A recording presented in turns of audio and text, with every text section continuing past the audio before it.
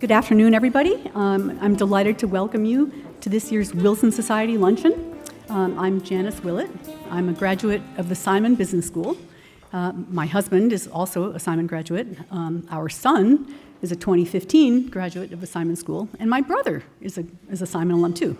So we are Simon strong in our family. I'm also a life trustee of the university, co-chair of the Simon Advisory Council, and the national chair of this society, the Wilson Society. And it's an honor to be part of this growing community of Wilson Society members. We're pleased to have so many Wilson Society members with us here today, as well as special friends, university leaders and faculty, and of course our featured speaker, Sevin Yeltekin, Dean of the Simon School. Thank you all for being here. I promise I will say that correctly. I'm a little nervous right now. It went better in practice. I'd like to recognize the university leaders and faculty who are here with us today. Among them, Dr. Brad Burke, who is Vice Chair of Research, Physical Medicine and Rehabilitation, and the Director of the University of Rochester Neurorestoration Institute, and former CEO of the U of R Medical Center. Brad Burke is right here. Father Brian Kuhl is here. He is the chaplain at the University of Rochester and the J. Nelson and Joan Hoffman Director of the Catholic Newman Community. There's Father Kuhl back there. We have Marvin Doyley, Wilson Professor of Electronic Imaging and Chair of the Department of Electrical and Computer Engineering. There you are back there. Hello. Tom Farrell is on his way, Senior Vice President of University Advancement. I know he'll be here. Lisa Kitko, Dean of the University of Rochester School of Nursing, Professor of Nursing and Geriatric Medicine, and Vice President of the University of Rochester Medical Center. There she is. Sarah Payray, Dean of the Warner School of Education. There you are. Welcome. We have Jamal Rossi, the Joan and Martin Messenger Dean of the Eastman School of Music. Here's Jamal. I'm going to say he's an outgoing dean in both the good and sad sense of that word. He is outgoing, but he's also leaving us at the end of this academic year, so after a long and successful run. Jeff Runner is here, Dean of the College of Arts, Sciences, and Engineering. Jeff, there you are. Nicole Sampson, the newly appointed Robert L. and Mary L. Sproul Dean of the School of Arts and Sciences. Where are you? Nicole, there you are. Welcome again. And David Topham, who holds the Marie Curran Wilson and Joseph Chamberlain Wilson Professorship in the Department of Microbiology and Immunology, the Center for Vaccine Biology and Immunology at the School of Medicine and Dentistry. I hope I didn't leave anybody out. Again, thank you all for making the time to be here. I'd also like to recognize a couple of our Wilson Society ambassadors who are here with us today. We have Judy and Ray Ricker, and Virendra and Uma Gupta are here. The ambassadors, we meet on a sort of regular basis and just brainstorm Wilson Society strategy. I'll just leave it at that. 2023 marks the 10th anniversary of the founding of the Wilson Society. It's an integral part of the university's philanthropic community and honors those, including many of you here today, who have thoughtfully included the university in your estate plan or other legacy giving. I'm very proud to report that we have now nearly 2,800 members, and in total, our members have given or committed almost $1.3 billion to the university. That's a big number. It's $890 million in estate commitments and more than $380 million in current use gifts. So we are not only supporting the university today, but also well into the future. The impact of Wilson Society giving reaches far and wide and is felt among the many schools, units, departments, and programs at the university where all of you have chosen to designate your support. And we're profoundly grateful to each and every one of you for your visionary leadership and for your partnership in helping to ensure a bright future for the University of Rochester and all of those it serves. So thank you again for joining us. Please enjoy your lunch. I can hear salads being consumed. That's good. We will resume the program with Sevin Yeltekin in a little while. So thank you.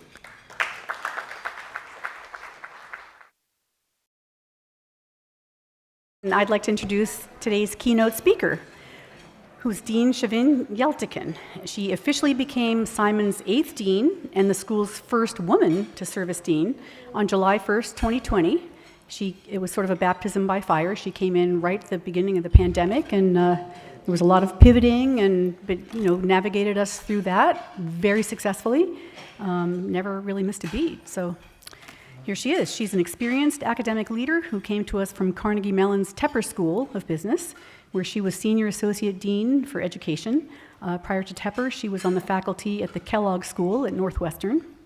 Dean Yeltekin is a highly respected macroeconomics scholar, well known for her research in fiscal policy design, social insurance design, computational economics, and the impact of macro policy on asset pricing, among many other things. Bitcoin is in that portfolio somewhere. You can ask her. She was not unknown to us because she had served on the advisory board of the Carnegie, Rochester, NYU series on public policy since 2012.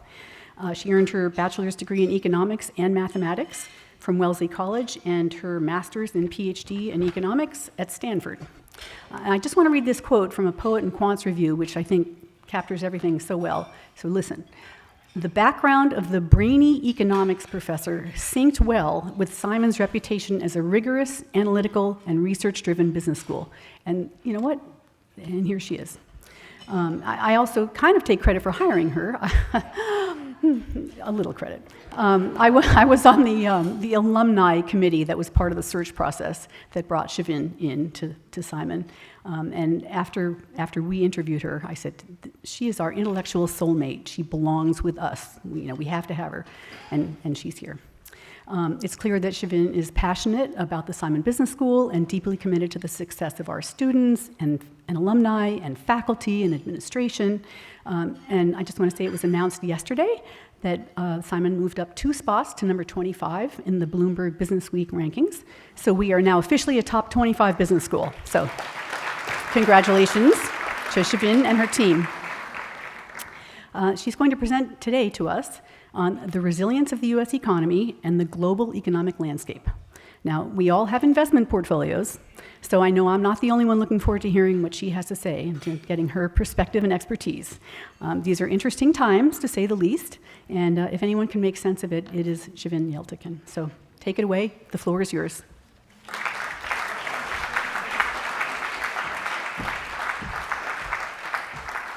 Thank you, Janice, for that very generous introduction, and thank you for being here. Welcome, and I also want to thank you for your dedication and support to the university. It's delightful to meet and see all of you. So I know I don't know if I'm coming before or after dessert, but I'm the lunch performance act, and hopefully I'll be able to keep that going. Okay, so as you can see, the second title, which was the global economic landscape, got dropped because I think I was a little too ambitious on trying to cover the entire globe until the organizers told me I had only 20 minutes.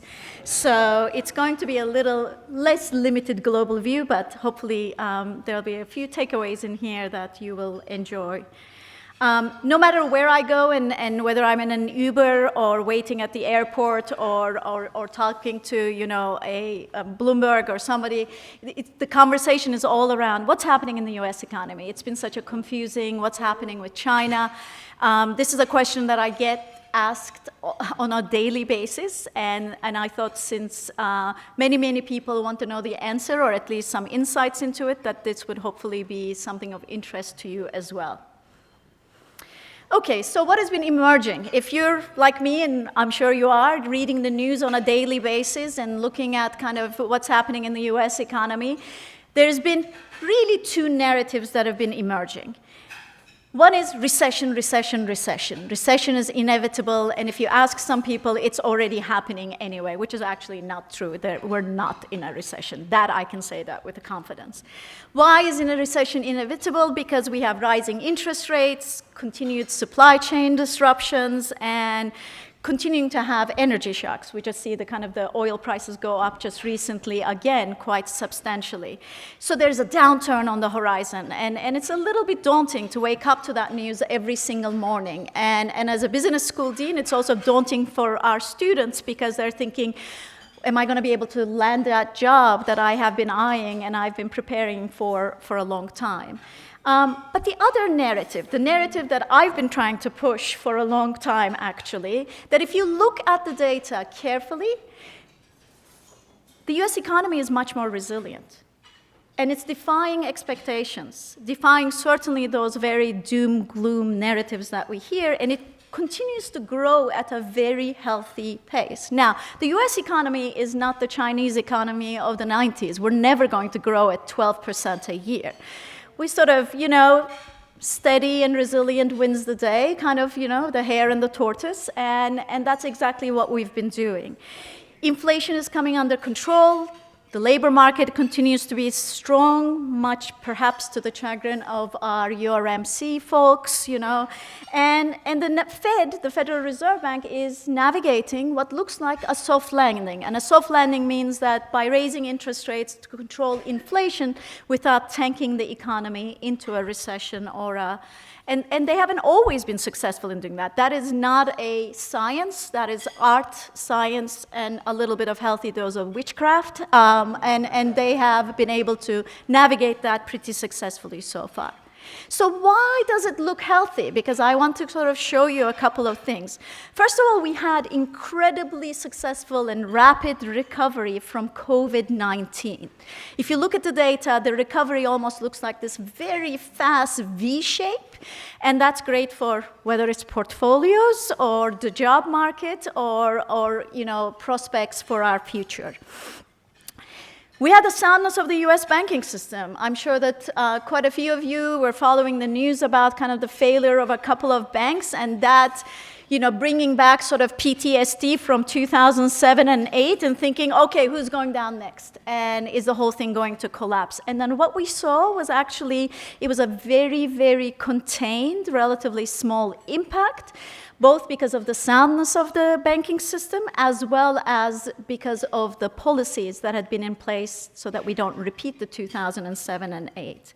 And very strong consumer spending. I'm probably not the only one trying to get a reasonable priced flight or looking at the consumer prices or being able to book hotels when I travel, especially with my advancement colleagues. Consumers are out there spending, and the spending is going strong, and that's 2/3 of the economy. So rapid recovery from, sorry, that was too fast.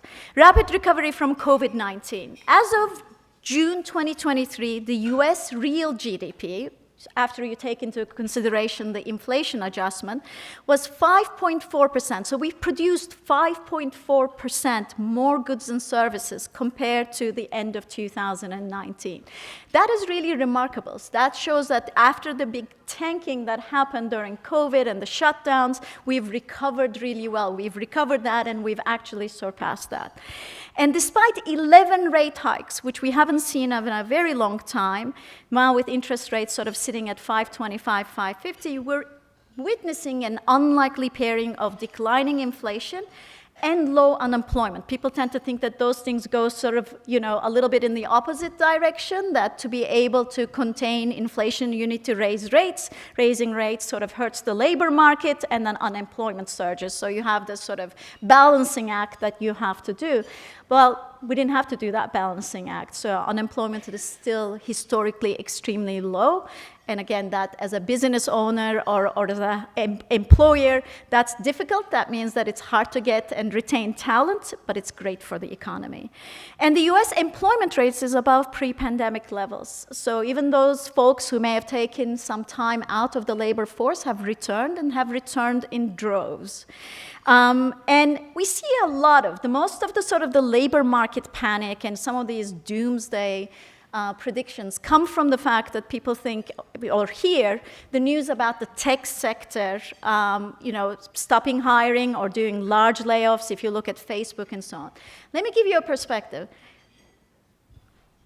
These companies, especially when COVID hit, went on a hiring bonanza.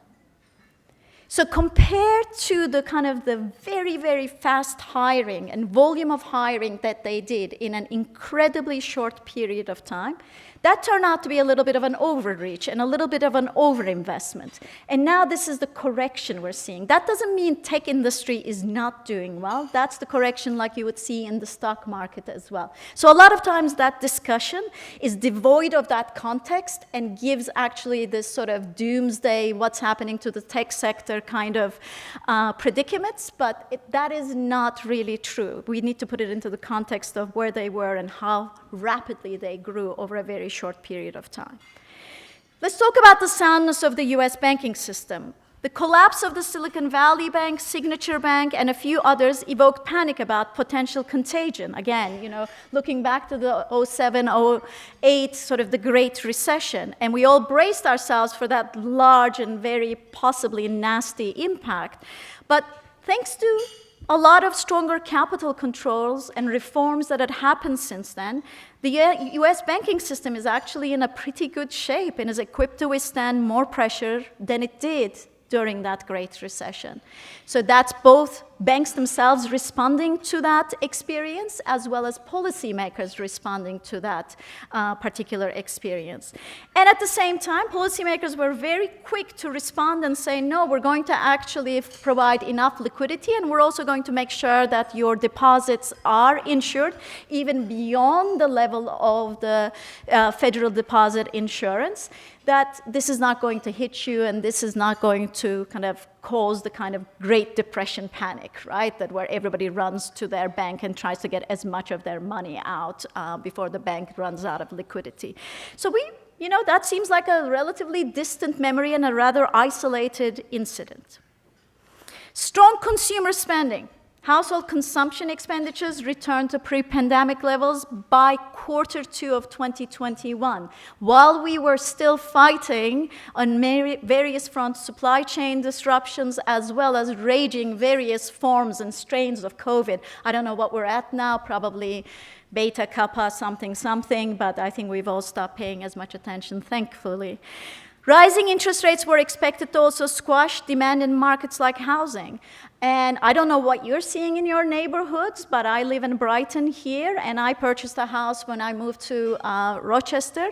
The housing market here is still as tight as it was when I was trying to desperately look for a house as well. I know this is anecdotal evidence, but every time I walk my dog around and I see a new sign that goes up that says for sale, pretty much 3 days later, when I walk past the same house, sold, done. Again, one data point by Sevin and her dog does not make a good kind of observational, empirical exercise, but I hear that certainly holds true in the general data that we see as well. Now, robust labor market fuels strong consumer spending, which accounts for 2/3 of the economy. We are a giant economy, and 2/3 of the economy where the consumer feels pretty good about this is really good. So these are really good news about the US economy. It doesn't mean it doesn't have its weaknesses and it doesn't have its problems and soft spots, but overall it is actually a very good story. So enough with the doomsday. And actually, as soon as I wrote these slides, about a week and a half ago or so, I opened up my iPad to look at the news, and Bloomberg's first news article was, is the economy becoming too hot for its own good? And I thought, oh, for the love of, now we go to the other extreme. So that sells newspapers, so we need to take that with a giant, giant grain of salt. Now let's go to another economy, an economy that we talk about a lot, whether it's about our kind of industrial policy, whether it's our geopolitics, the size of the economy, the intertwined relationship in trade, and also, well, quite frankly, human capital. In this university, we have quite a few students that come from mainland China as well as Hong Kong, and this is an economy that we watch very closely. So what about China? How's it been doing? Now we hear news that it's got some pretty soft spots, and they have a looming deflation. As much as we don't like inflation, and I grew up in a very high inflation country, over 100%, by the time you sort of returned home, you're like, okay, the bread is more expensive now. Should I go back for a second loaf or not? Deflation is even a bigger problem. And we've seen Japan stall for 20 years because they couldn't get, one of the reasons was that they couldn't get their deflation. What happens with deflation is that people stop spending. Because you know the prices are going to go down, you start postponing spending. That iPhone is going to be cheaper, relatively speaking, next month or a year down the road, so you're going to stop buying. That furniture you want for your house is going to be cheaper. So that suppresses consumer spending. And China is not terribly different from the United States. It's not 2/3 of consumers, of the economy is consumer spending, but it's above 50%. It's about 60%. So that is a big impact on the economy. Outflow of foreign investment, oh boy. Billions and billions and billions of foreign investment, where we built factories, supply chains, and so on, had been going into China. China single-handedly received the world's lion's share by a big margin of foreign investment. It has come crashing down to single digits of billions. We've gone from close to $100 billion to only $3 billion this year, okay? Struggling property market. If I were to walk my dog over there, especially in these secondary cities, I'm not gonna see a sold sign or occupied sign very, very quickly. Now, deflation. In June of 23, the price index, the producer price index, which is like the inflation we measure, which is the consumer price index, fell at its fastest rate in more than 7 years, down 5.4% from a year earlier. That is a significant drop and a very worrying drop. The consumer price index was basically the same, meaning that they're at zero inflation. Next up, maybe deflation even for the consumers. Another type of index we measure where we look at all of the goods that go into gross domestic product is called the GDP deflator, because we want to look at different indices to make sure that it's not just one index that's suffering because of variety of industry policies or shortcomings in trade. Also, the GDP deflator started to fall. And these things tend to move together. Not in perfect synchrony, but at the same time that we're seeing two of these indices go down, it's only a matter of time we see the consumer price index go down, which means a deflation. And it drags down the economy for the reasons that I have described. Everybody postpones investment and everybody postpones spending, and that's going to lead to even more issues such as unemployment and so on. The urban youth unemployment rate in China is above 20%. 1 in every 5 and very highly educated urban youth are unfortunately unemployed. China stopped publishing those numbers after June. Now, that is incredibly worrying. If I were a policymaker, or if I were an economist there, those are really not great signs, because that, again, leads to a lot of both political and economic problems as well. Investing in China looks less and less like a safe bet in light of the security concern, protectionism, rising costs, growing tensions with Taiwan, and so on. There's been a bit of a tech exodus from China, where firms are trying to diversify their supply chains. And it's not just in tech, it's in other places as well, whether it's in garments or other type of retail. Dell, for example, announced that which is the world's third largest computer maker, that it will phase out Chinese microchips in the next year. Now, I would love to come back to this group and talk a little bit more about this, because this is a little bit of, I will admit readily, that it's a little misleading. While stuff is not directly maybe being made, is not directly being shipped from China, a lot of the components are still being made in China. So we need to kind of peel the onion back and to see if it's just sort of having a very luxurious stopover in, let's say, Vietnam, getting a new label, a new dress, and then coming all the way to the United States. So we need to look into it, and the economists are already looking into it.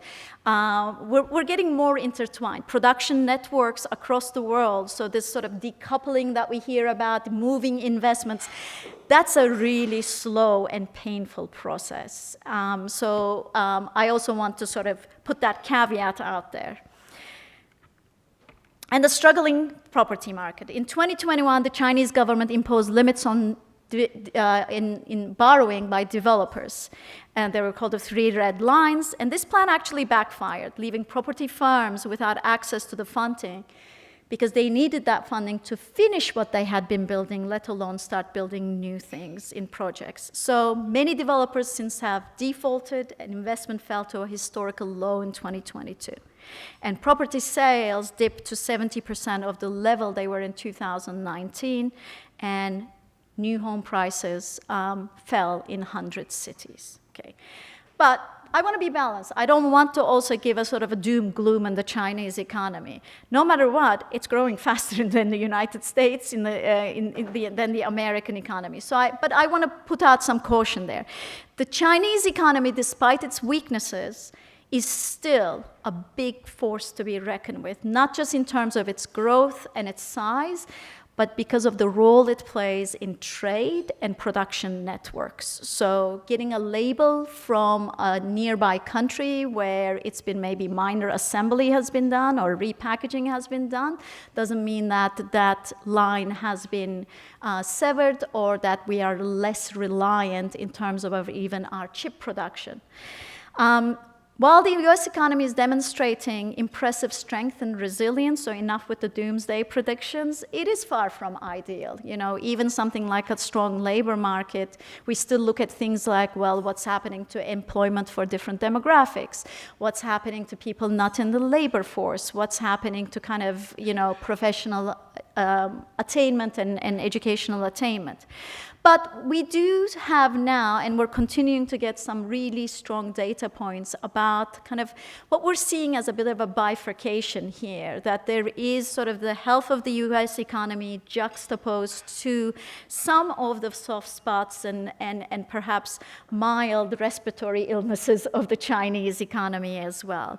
So if you put them next to one another right now in the snapshot, the US economy is looking certainly a lot more promising than the Chinese economy.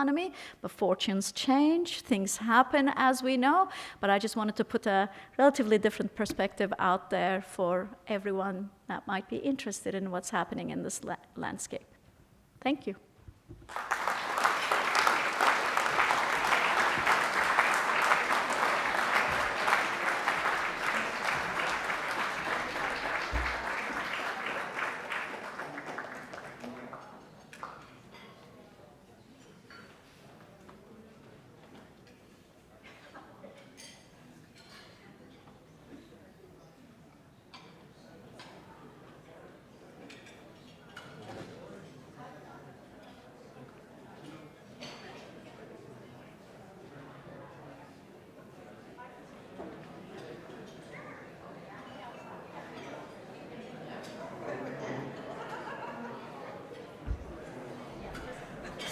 So great news. Sevin has agreed to take 2 or 3 questions from the audience, if anybody wants a little more.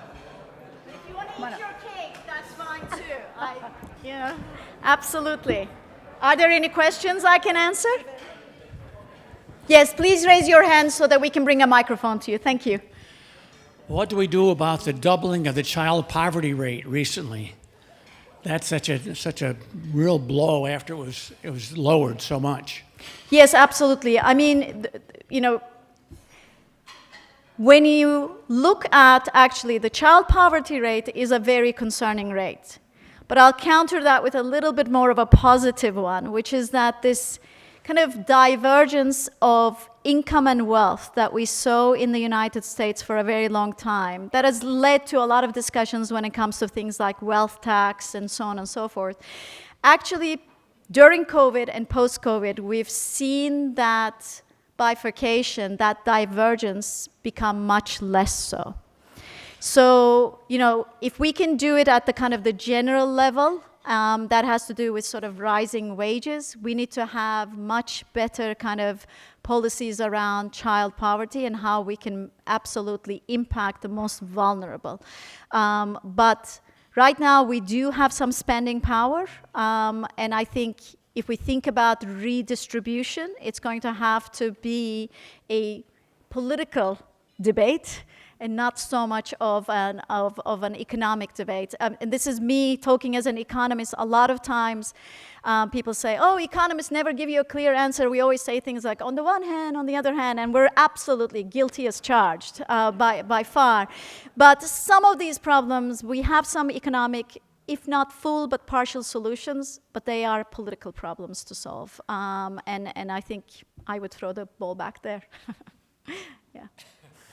Would you comment on the national debt? You keep reading, oh, it doesn't count. Oh, it's going to become a crisis. What's your take on that? Actually, thank you for asking that, because that's actually one of my expertise areas. I wrote a lot of papers about government debt and public debt. Do I go to bed and lose over it, sleep over it? Absolutely not. I don't think we should go out and spend money like drunken sailors either. I am a fiscally responsible person.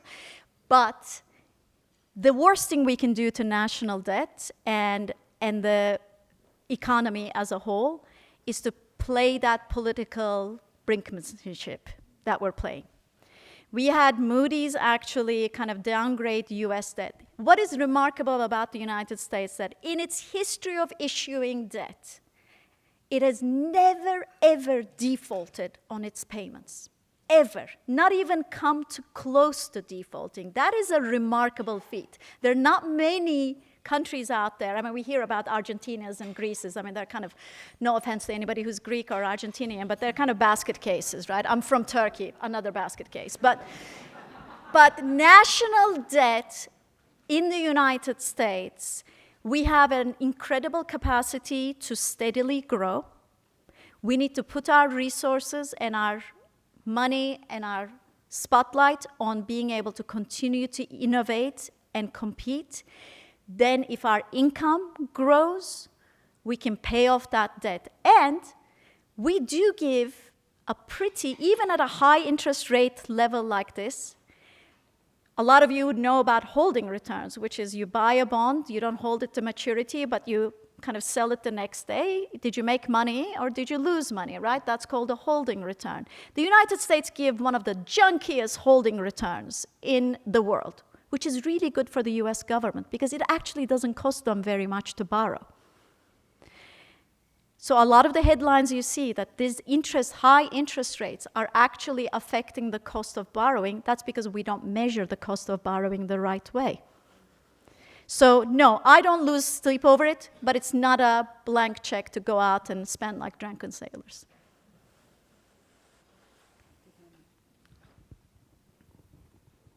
Marielle? What do you think is the outlook for a resolution of the automakers? Ooh. I'm going to have to drink this before I answer that question. That's a tough one. I mean, I don't really know the outlook. So the question is, you know, again, I'm trained as an economist. I firmly believe in incentives, and I firmly believe about kind of figuring out what are the incentives that are going to make that situation much better, right? We're again playing this sort of, you know, chicken game of threatening to do certain things if they don't get their way. There is a compromise there. That's not necessarily going to make everybody happy, but there's a compromise there, but we need to be able to come to the table understanding everybody's incentives and being able to pull that incentives in the same way that the national debt becomes this very sort of uncompromising, we'll get some political kind of leeway if we can add this, add that, if we can ask for this. What is the problem that we're trying to solve? How do we solve it? Do we want to take, you know, throw the baby with the bathwater out the window so we can win the game? And we need to move away from that mindset. So I don't have a great answer for your question, but it's a replay of some of the things that we're seeing in the larger political arena as well. And it's just not a very good negotiation techniques, and it's not understanding incentives and long-term impact very well. You know, arguing over the national debt where the whole world is watching and threatening with default is so much more detrimental to the US economy and everybody's finances, and the global economy for that, than any bill that does and does not pass. So we just got to move that discussion elsewhere.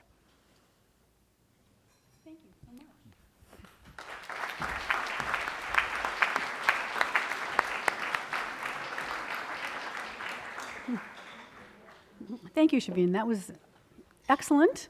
I know you now all have a much better sense of the brainy economics professor and how, why we were all so ecstatic when she agreed to come to Simon. And she's just been, every constituency is very much on board with your deanship. So that's hard to do. So thank you again. And thank you, all of you, for attending today.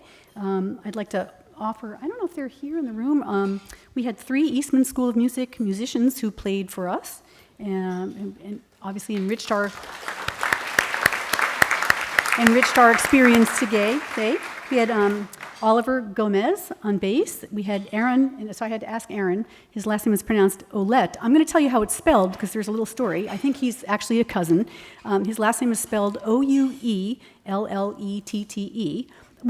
that is the original spelling of Willett, which is my name. It came from Ouellette. So thank you, cousin Aaron.